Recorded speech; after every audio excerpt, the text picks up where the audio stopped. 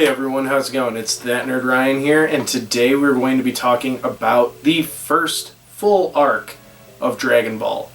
I know that it's possibly more arcs than one, but the way that the manga is written compared to the anime, these mini things that happen all happen within 24 chapters, and they go by fast. So we are introduced to a melody of characters. So of course Goku, Bulma, Chi-Chi, Oolong, Yamcha, Puar, the Pilaf gang, Master Roshi, who I almost forgot showed up because he's only in two chapters. So it's really insane to think that all this happens in just 24 chapters. And it's also weird to try to read this as not a prequel to Dragon Ball Z, but the original story. That's how I'm trying to read through the manga right now, is that in order and have that mentality of all this happening in order, which is actually surprisingly hard. To me, the manga is almost written as a wink wink, nudge nudge. You know who this person is and how it's going to happen. But it isn't meant to be like that. Like, it's not like Star Wars, where you had the original trilogy and then you had the prequels where, like, you'd be like, oh, see, that's Obi-Wan Kenobi when he's younger. This isn't, oh, see, that's Yamcha when he was younger. This is a character named Yamcha. And that was another thing that, like, I know is memed about in Dragon Ball all the time. But it's easy to forget when Z is, like, the thing that you hooked onto as a kid. 90% of the characters that I just mentioned, besides Goku, obviously, Bulma, and Master Roshi, and Chi-Chi, are all rivals at first, or people that Goku's fought. So, basically, from the moment that Bulma and Goku meet, the next thing that they do is they meet Oolong. And Oolong's like a villain who kind of gets coaxed into working with them. They fight some other people, or they meet Master Roshi. Master Roshi asks Goku to train with him later, along with some other things that we'll get to in a minute. And then he goes and meets Yamcha, who is a bandit trying to steal from them.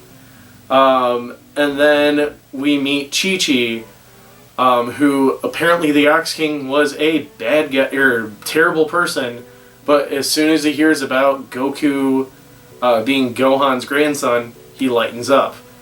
But yeah, and then we get all the way to the Pilaf gang stealing the other Dragon Balls, and then the gang trying to get it back, only to be captured and the wish to be granted, that being Oolong getting panties instead of Pilaf's world domination, Bulma's want for a boyfriend, or Yamcha's want for not having a phobia to talking to girls. Basically, after that, Goku turns into a great ape after mentioning that his grandpa was killed by a great ape, and they cut off his tail, shrinking him down, and they all decide to go their separate ways. Bulma and Yamcha end up together, take Oolong with them, and Goku goes to train. So that's the first 24 chapters. There's a lot that goes on too. There's a flying pterodactyl that Goku has to fight to save Bulma.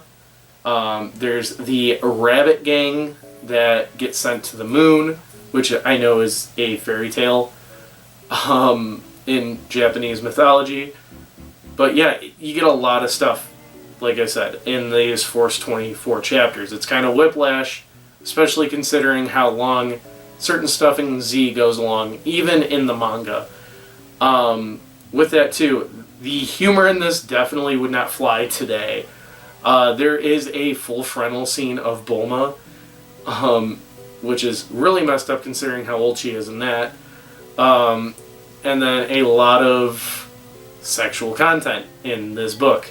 It obviously calms down in Z and is basically absent in Super, but it is a very over-sexualized manga, which is very interesting reading today and thinking, this might not work out today. But yeah, it's still fun and it gives you a chuckle. I do also like that besides Pilaf, obviously, and Oolong's last minute wish, Bulma and Yamcha particularly, their wishes are very superficial, something that they can work over, which is really cool to see. Goku's just in it because his grandpa's 4-star Dragon Ball is involved. Oolong's kind of dragged along. Puar's with Yamcha, so of course. And then Pilaf kind of being the main villain of it. He does only show up last minute, which I do find interesting that there is no like overarching villain in this part, especially looking forward. But it's also kind of nice to the fact of this feels very low stakes compared to what we'll get later on in Dragon Ball, especially Dragon Ball Z and kind of Super. I do feel like Super's not as intense as Z, but yeah, you know. I think my favorite part in this was probably Yamcha seeing Bulma in the shower and then freaking out like, okay, yeah, we don't need the Dragon Balls. Never mind. That was probably a really funny part in my opinion. Goku was honestly almost sidelined in this part, which is very interesting considering he's the main character. It did really feel like the Bulma show for the first 24 chapters. But yeah, you could tell Dragon Ball was finding its footing at this point, and it will get there very soon. So yeah, I hope you guys enjoyed the video. Be sure to leave a like, comment, subscribe, ring that bell, and follow me on all my social media down below. It's that Nerd Ryan.